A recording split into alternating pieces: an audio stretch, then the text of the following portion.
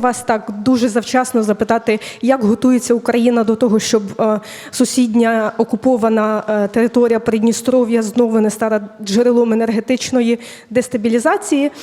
Як ми почали цей рік? Можливо, ви обговорювали це питання з вашими колегами з Молдови та Румунії, особливо, можливо, Ніку Шордан має якісь нові погляди на це. Ну і хотілося б, звісно, моє питання полягає в тому, як Україна готується в межах, звісно, можливих дій щодо того, щоб упередити такий сценарій, з яким ми розпочали 2025. Дякую. Дякую за ваше питання. Передусім, хочеться, щоб у нас було відкрите розуміння, що таке енергетична безпека для України, і ви це, я думаю, прекрасно знаєте. У будь-якому випадку, як тільки профіциту немає енергетики в Україні, це коли дуже спекотно влітку або дуже холодно взимку, збільшується кількість нанесених ударів Російською Федерацією дронами, ракетами по енергетичній інфраструктурі. Ми говоримо і про електрику, про різну генерацію, про розподільчі станції, про атомну генерацію, про теплову генерацію, про газ, інфраструктуру газу, газосховища тощо. Тобто такі удари, їх дуже багато. Повністю відповідаючи на ваше запитання, потрібні деталі, на це, напевно, часу немає. Захист, він захищає, як може. Є кілька рівнів захисту. Україна захищає це і будує, і на це витрачають великі гроші. З ними завжди їх не вистачає повністю. Але передусім захист – це ППО. Протиповітряна оборона, системи ППО. Я не буду говорити, які системи, де у нас знаходяться, яку енергетику вони захищають. Знов-таки, як тільки русські розуміють, де наші системи ППО знаходяться, вони атакують їх. І ми тому постійно змінюємо маршрути наших систем ППО. Так само, як і русські, змінюють постійно маршрути ударних своїх дронів і кількість. Ви знаєте, що сьогодні вони завдають удар вже більше, тільки дронів більше 300 на добу. Були у нас моменти біля 500, 483 дрона були за добу. Тому абсолютно зрозуміло, як вони будуть діяти. У нас є зброя деяка, яка в розробці, деякі речі розроблені, і ми намагаємось знайти більше коштів для масового виробництва. Це і різні варіанти дронів-перехоплювачів тощо. Що стосується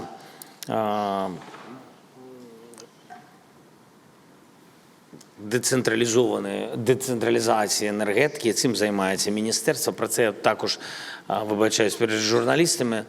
Не буду говорити деталі, як іде децентралізація енергетики в Україні. Що стосується газових питань, ми сьогодні обговорювали це питання з колегами, з лідерами через те, що завдавались удари і по сховищам, і по нашій газовій інфраструктурі, і по видобутку газу в Україні. Допомагаємо і фінансами, і кредитами приватному сектору відновлюватись, і напряму фінансуємо, і просимо у лідерів допомоги з точки зору додаткового об'єму закачки газу в наше газосховище. Працюємо з різними країнами над цим. Що стосується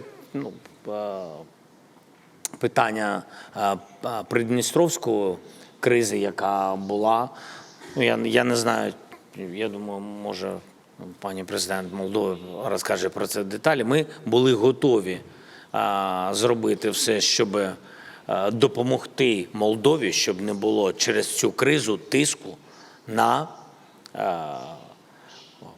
Кишинев і, відповідно, на президента Маю Санду.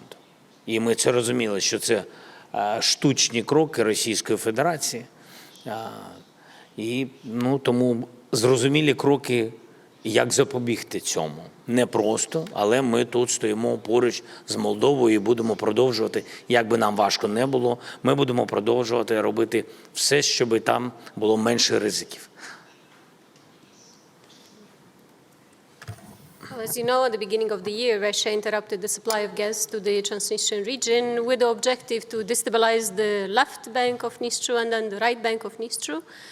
Ukraine offered to supply coal to the region. In the end, we managed to secure support from the EU, and then we could supply the gas to the Transnistrian region. If Russia will attempt to do the same now, we have the same mechanism, the same instrument, and we will help the people in the region. Otherwise, for the right bank of Dnistru, by the new heating season, we are going to have the new line, high voltage electricity line, which connects us to Romania directly from the right bank of Dnistru to Romania, because what we have now goes first to the Transnistrian region, a line that was built back in the Soviet Union and which wanted to keep us under blackmail. So now we will have more freedom and more security with respect to energy supply. We have next question from Moldova too, please. TVR Moldova.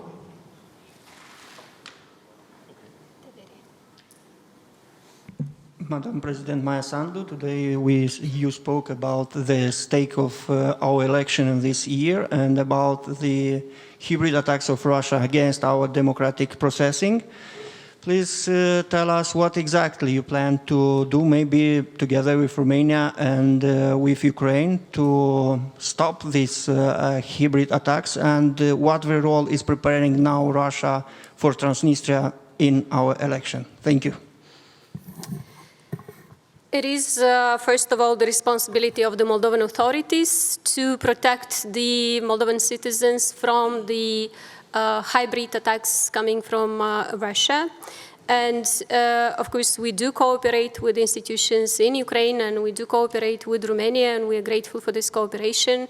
We work together, our intelligence works together when we want to discover the attempts to destabilize Moldova.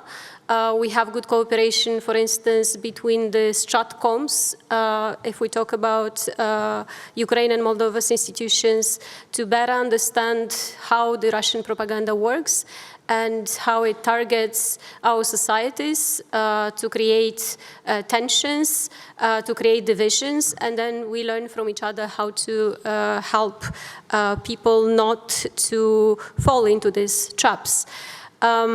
We do learn every day by new attempts and new ways through which Russia tries to interfere with our internal processes, political processes, democratic processes. It is going to be tough, but we do want Moldovans to decide for Moldova at the parliamentary elections, not Kremlin, and we will do our best, and we will rely on the cooperation with our neighbors and other countries which have experience in this field. Radio Television of Montenegro, please.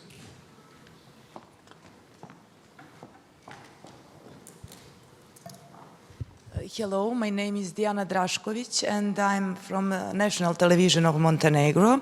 I have a question for President of Montenegro, Mr. Jakov Milatović. Mr. Milatović, can you tell us the main message after the summit? Thank you.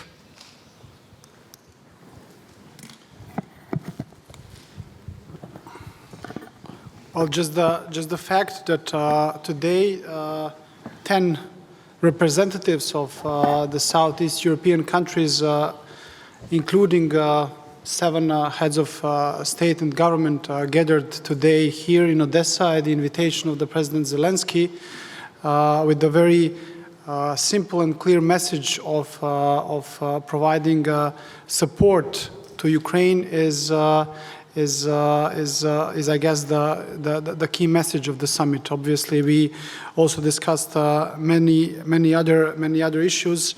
I believe that we all are of support for the an immediate ceasefire as a first step towards a just and long-lasting peace for Ukraine. And I believe this is something fully in line with the expectations also of the Ukrainian side, of the Ukrainian people.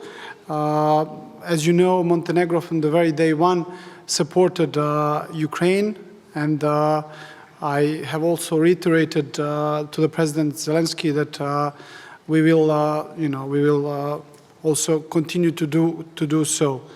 To conclude, I believe that given the fact that here we have also representatives of the current EU member states, we have also heard a very clear commitment from their side when it comes to the EU accession of the candidate countries, including Montenegro, the other Western Balkan countries, but also obviously including Ukraine and Montenegro.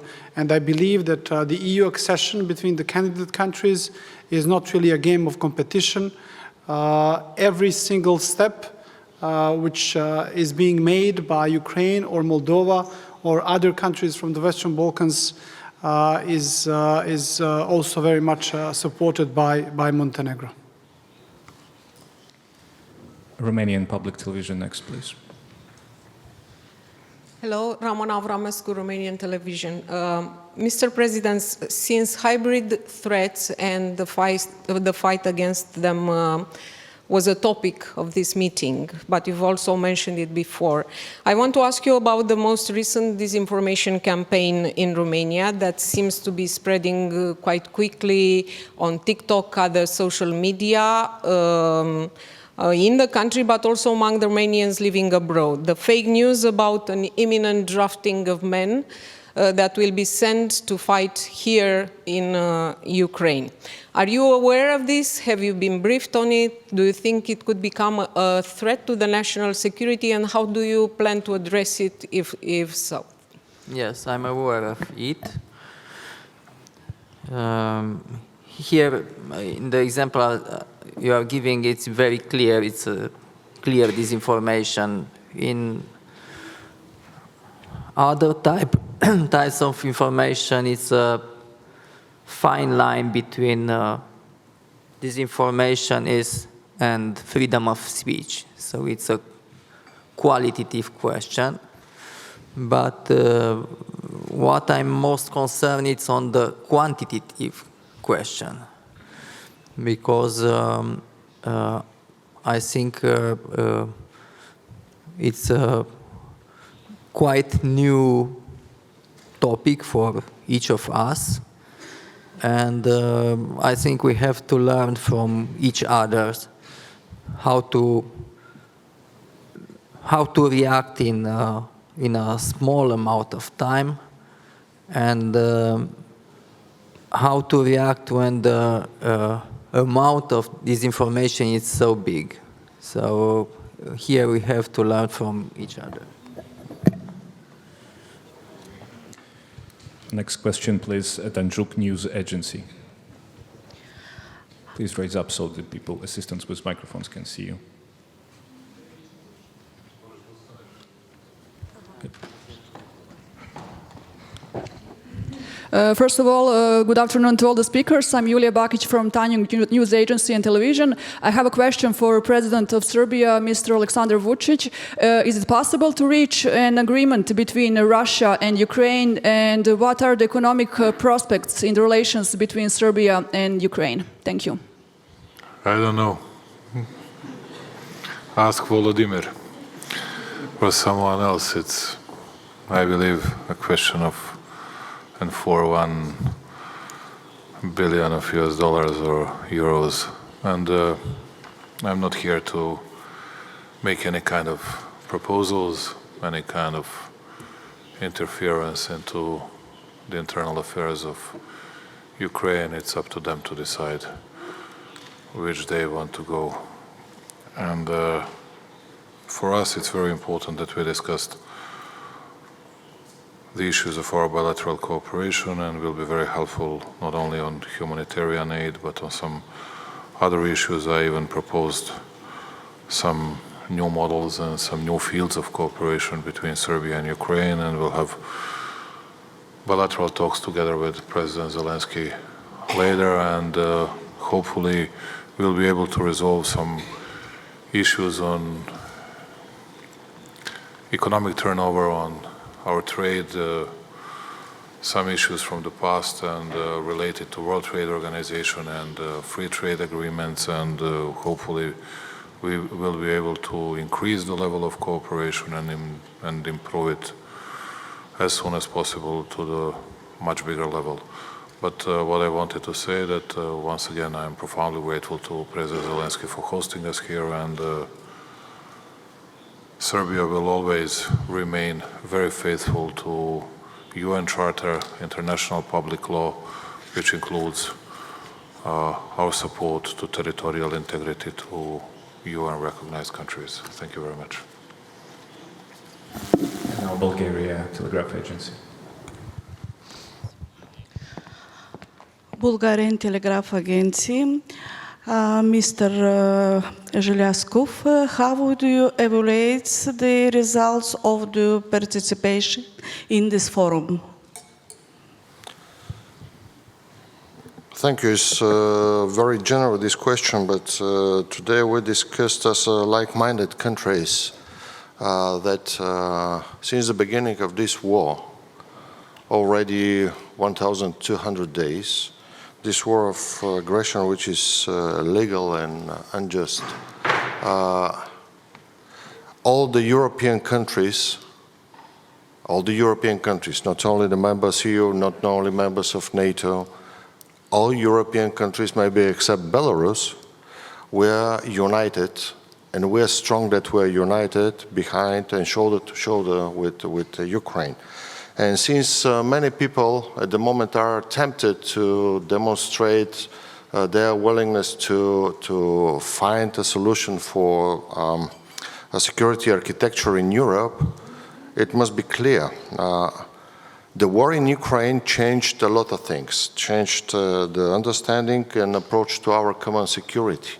And our common security at the moment is based on the approach that we have to resist Europe and Ukraine at the same time, politically, economically, with military system, etc. At the same time, there is no other way to strengthen the European capability to resist than to build our own defense capability, to strengthen our defense capability, because there is a very old but very actual Latin sentence that says "Si vis pacem, para bellum."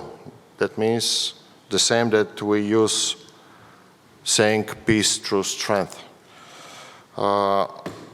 We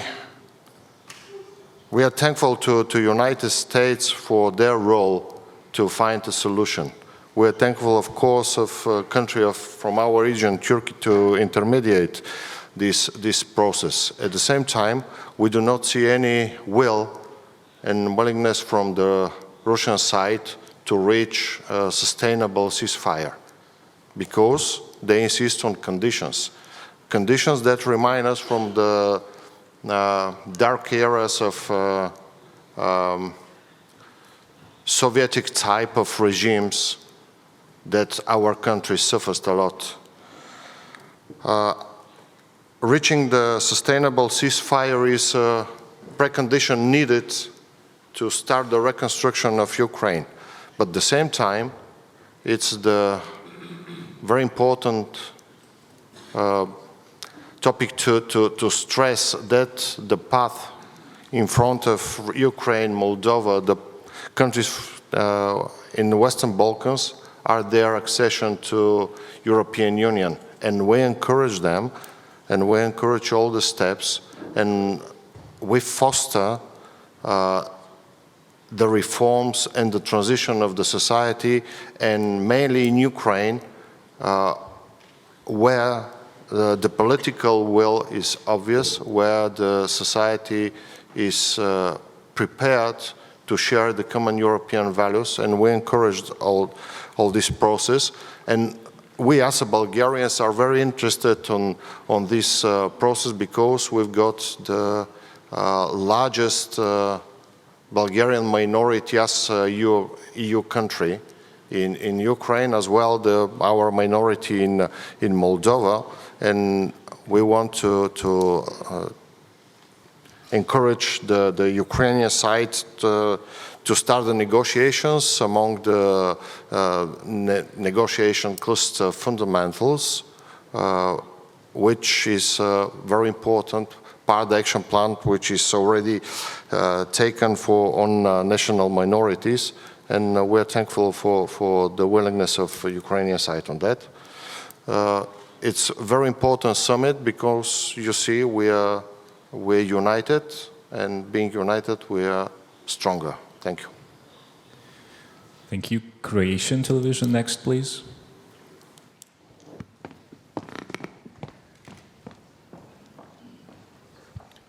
Thank you. Petar Vlahov, Croatian television. Question for Prime Minister Andrej Plenković. Croatia is a true friend Ukraine from start of the war. So what can Ukraine count on from Croatia, and how you talk about the peace agreement? Thank you. Thank you very much. First of all, I would like to thank our host, President Zelensky. Dear Volodymyr, thank you once again for bringing us together at the 4th Ukraine Southeast Europe Summit. I think we all had very substantive discussions on how to support Ukraine in its situation of being a victim of Russia's aggression for more than 3 years. When it comes to Croatia, you are right. We were extending our solidarity and support all along, politically, diplomatically, economically, humanitarian ways, financially, but also militarily, and we are as a government willing to continue in the same direction. Our specific experience makes us very suitable to assist Ukraine in the context of the prosecution of war crimes, in the context of humanitarian demining, as well as regarding the veteran care. After the 3 conferences that Croatia has hosted on Ukraine over the past 3 years, the first Crimean Platform Parliamentary Dimension, first conference of the International Humanitarian Demining, and this format last October in Dubrovnik. Next October in Split, we shall organize a conference which will be dedicated to the rehabilitation and social reintegration of Ukrainian war veterans. At the same time, at a wider scale, the Croatia's experience can certainly help Ukraine in the context of the peace agreement, how to do the step after, and that is the peaceful reintegration of the temporarily occupied territories. I think it would be a clear message from all of us that the only lasting peace can be a just peace. Just peace will not be a lasting peace. And therefore the respect to international law, respect to territorial integrity of Ukraine, strong support to wider international efforts, whether it's the process with Turkey and Istanbul or the involvement of the United States, the European Union and other actors, is certainly needed, first of all, to stop the killing, the fighting, but the ceasefire should not cement the current situation in the field. On the contrary, it should help us to really go deeper into the negotiations in order to safeguard Ukrainians' territorial integrity. I would also like to say that we shall be a strong supporter of Ukraine's EU path. We have done that so far, and we hope that we will find an agreement among the EU member states in order to open cluster number 1 very soon. I think that message will be encouraging for Ukrainian people, Ukrainian economy, of course, President and the government. And we at the same time hope that this heroic stance of Ukrainian people in fighting for its freedom will finally prevail, and Croatia will be the one to applaud it and support it. ERT, please, Greece. Yeah, hello. My name is Dimitris Gatsios from the Hellenic Broadcasting Corporation. First of all, President Zelensky would like to thank you for the warm hospitality Prime Minister, considering the growing importance of European defense cooperation and initiatives like SAFE, how do you approach the prospect of closer European defense partnership with Ukraine? What about the possible involvement of other countries? What are the principles that, in your view, should guide the participation of non-EU countries in these frameworks to ensure they contribute meaningfully to the regional stability and the EU's strategic objectives? Thank you. Thank you for the question. I think it is widely understood within Europe and certainly around the European Council that the invasion of Russia into Ukraine was a brutal geopolitical awakening, a necessity to take control of our own security, and an imperative to spend more collectively on our European defense. I don't think I would be exaggerating if I were to say that before the war in Ukraine, we were almost sleepwalking towards military irrelevance, if you look at how much we were spending collectively on defense. Now we have a new initiative by the European Union, the ReArm initiative, which essentially has two components. It gives us the ability to spend more at the national level by triggering the national escape clause without this affecting our expenditure benchmarks. And of course, there is also the SAFE instruments, which provides loans for investments in European defense, but also fosters cooperation and collaboration with other countries, especially candidate countries to the European Union. We see in Ukraine a strong partner in terms of building our future European security infrastructure. It is no secret that Ukraine has developed tremendous capabilities through this very hard-fought and bloody war. And I think that there will be significant opportunities for further cooperation between member states and Ukraine in the defense sector, beyond supporting Ukraine in the short term in order to help it defend itself. But when we talk about SAFE and other candidate countries or other countries that could participate in this scheme, it seems sort of obvious to me that whoever would want to have access to European funding would need at least some alignment with the European Common Foreign and Defence Policy, because at the end of the day, this is an instrument which was devised in order to protect Europe as a whole and to create a new European security architecture. Next question, please, from Ukraine News Agency, Укрінформ. Добрий день, мене звуть Бодрова Ганна, Національна інформагенція «Укрінформ». У мене питання до першого віце-прем'єра Північної Македонії. Хочу запитати, як саме Північна Македонія підтримує Україну з початку війни? Дякую.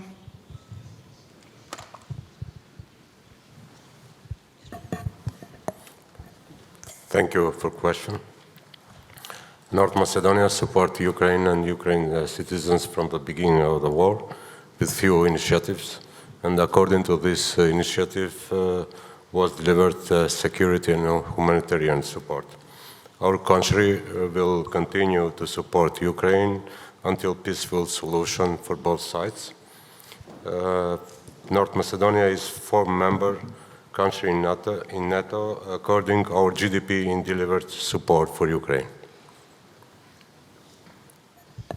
Next question from Albanian National TV, please. Thank you. Enilda Miftari. My question goes to the Speaker of the Parliament of Albania. Madam Speaker, could you please outline Albania's contribution to supporting Ukraine? Thank you.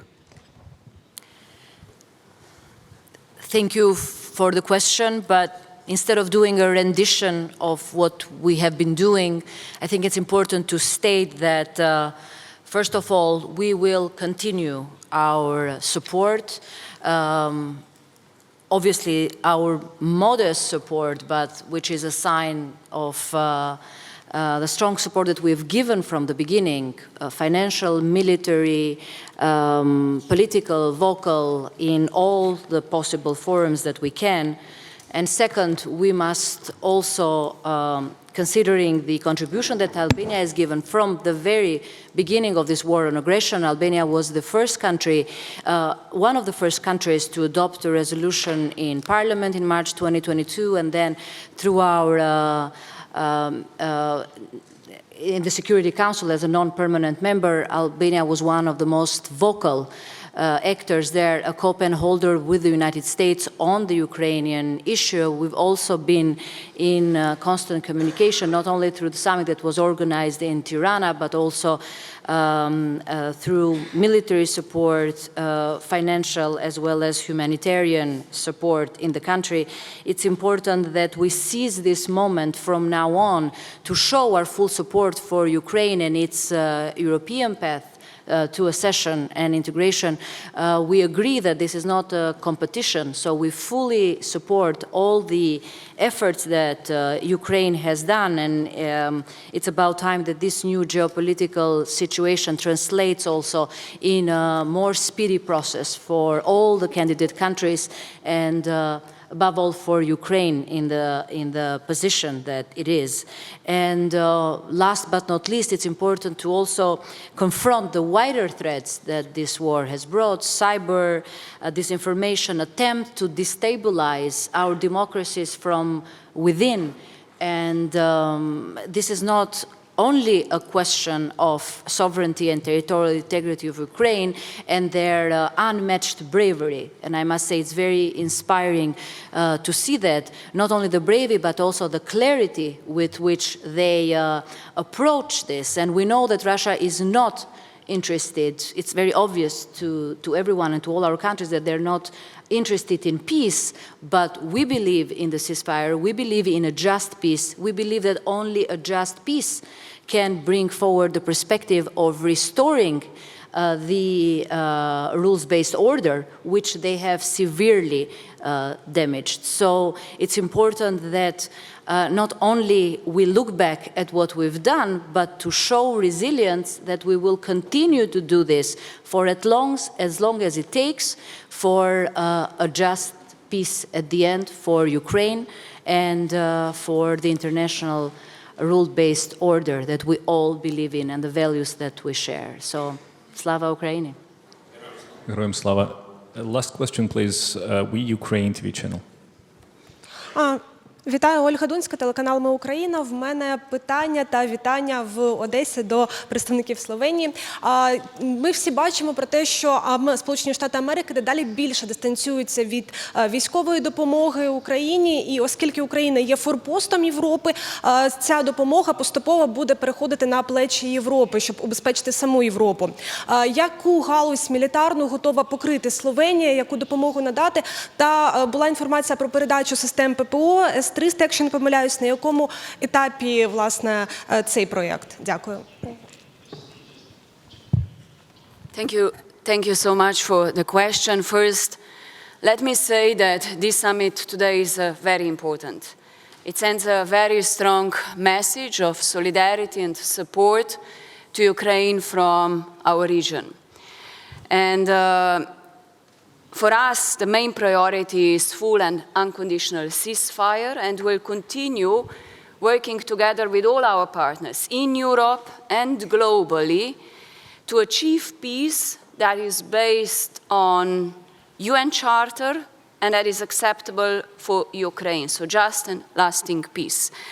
And we will also spare no efforts to ensure accountability for all those responsible for war crimes, crimes against humanity.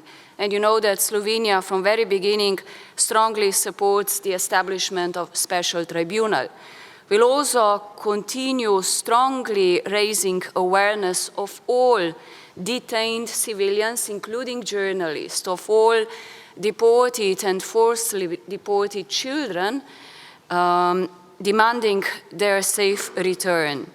So we are committed to help Ukraine according to our best capacity and also keep Ukraine high on the agenda of the UN Security Council as a non-permanent member of the Security Council.